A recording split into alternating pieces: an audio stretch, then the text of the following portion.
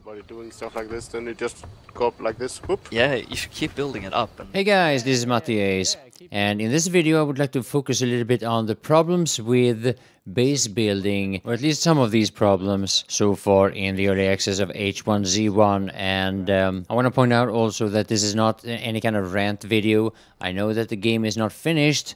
I know that this is alpha testing and all that stuff.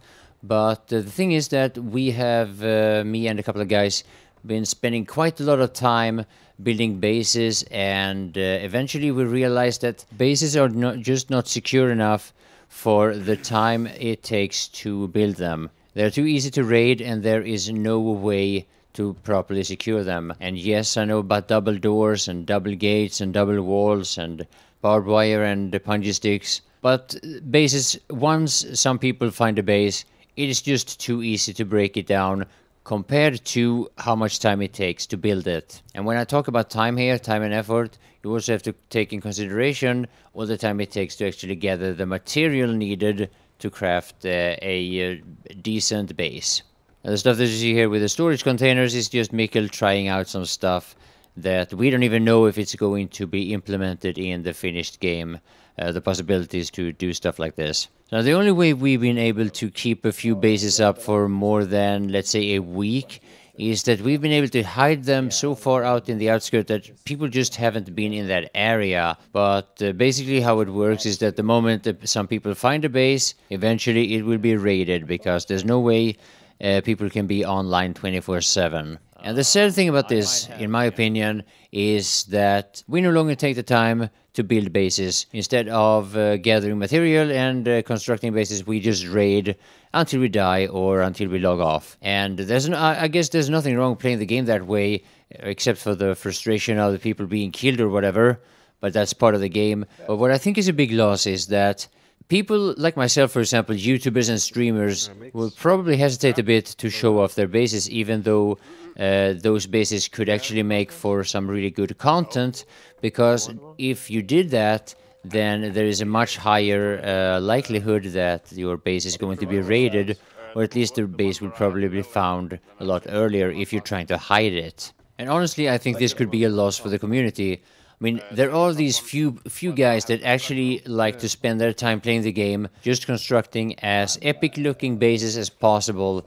And I think it would be nice if the people who did that actually wanted to show it to the rest of the community. And the reason why I'm showing this base is because this was constructed before the server wipe, and unfortunately before the server wipe there was also a lot of rollbacks, and there were several days when we logged on and hundreds of these boxes were just gone because of the rollbacks. And it's not like I'm complaining about it, because we knew stuff like this would happen in alpha testing. But since base building is part of the game, and since it's supposed to be part of the game, obviously, and I think that's a great feature, they have to be much more secure, because otherwise the creativity of base builders is going to go totally down the drain. Now, my first suggestion is that a base builder should be able to claim land in the nearby vicinity of the built base, meaning that no other player than the base builder can actually put any kind of structure close to the base foundation. And of course I'm talking about furnaces and rabbit traps and barbecues and some such. I think the devs already have their eyes on these problems though.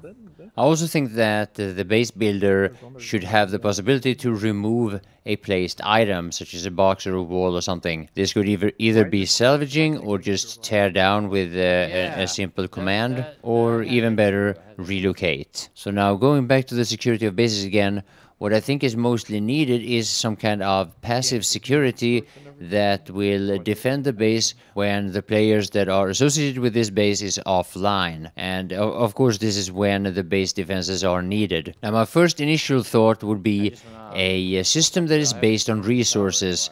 Like maybe there is a machinery that is fueled by, let's say, biofuel, and for as long as there is enough biofuel in whatever tank that is powering this machine, then you have a good, let's say, an electric fence or some such. Now, an electric fence or an electrified wall should be almost impossible to break down, but it should also only be up for as long as there is fuel in the tank, meaning that some player with access to the base have to get online and refuel it.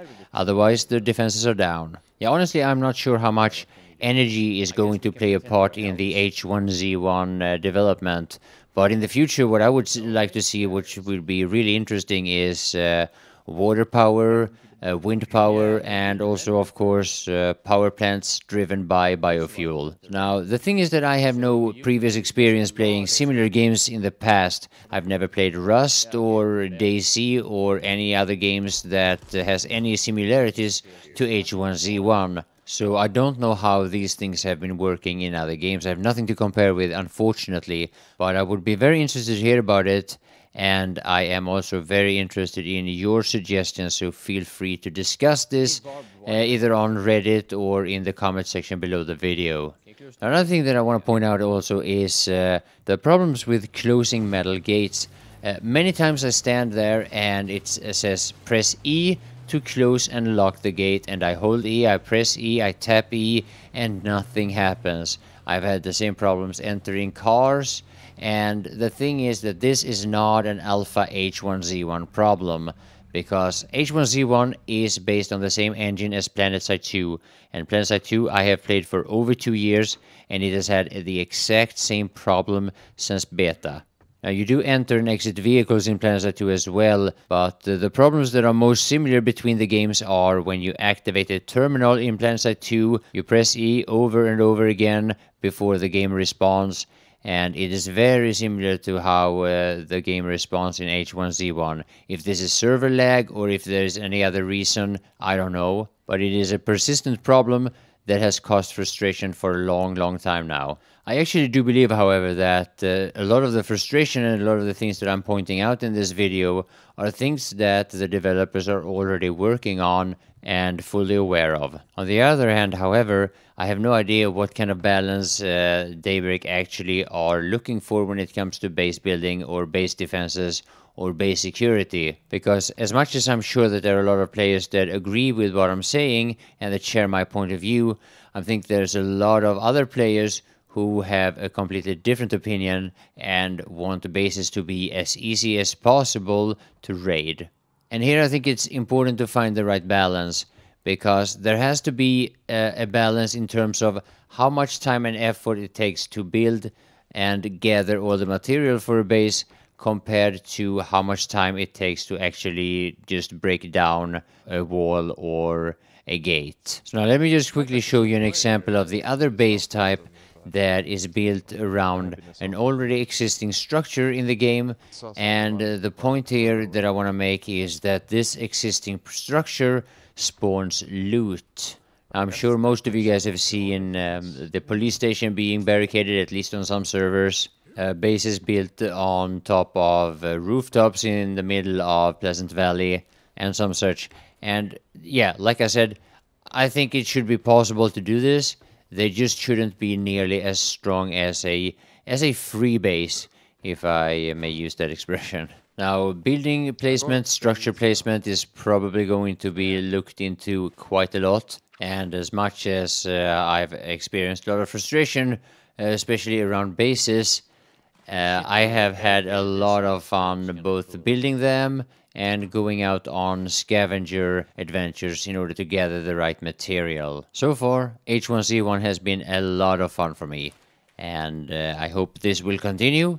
I'm going to continue uploading videos at least, and I will do so probably here, but I might also do it on my original multiplayer channel. Anyway, there is a little bit more footage left of the video.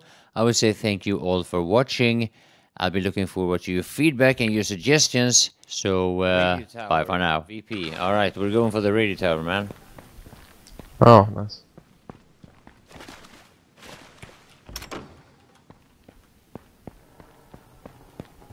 Alright, I can see...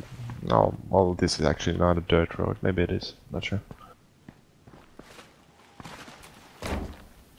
I can see a bridge and a building in my location.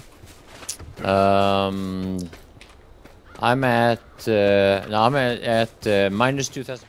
That doesn't really stop anybody from going in, though, does it? No. Well, it gives you some extra cover for sure. It just, yeah, it just takes a little. You have to just build some more buildings. Problem is they didn't build it around everything.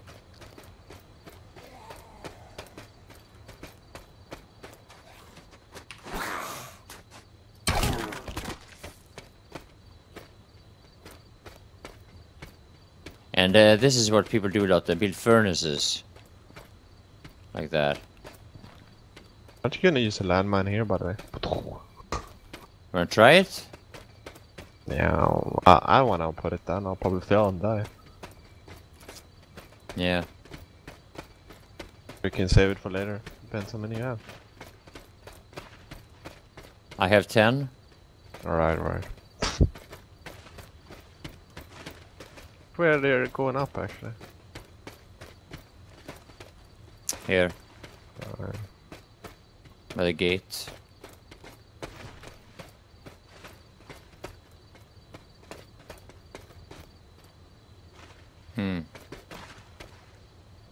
It looks kind of cool. Looks kind of fortified. Yeah.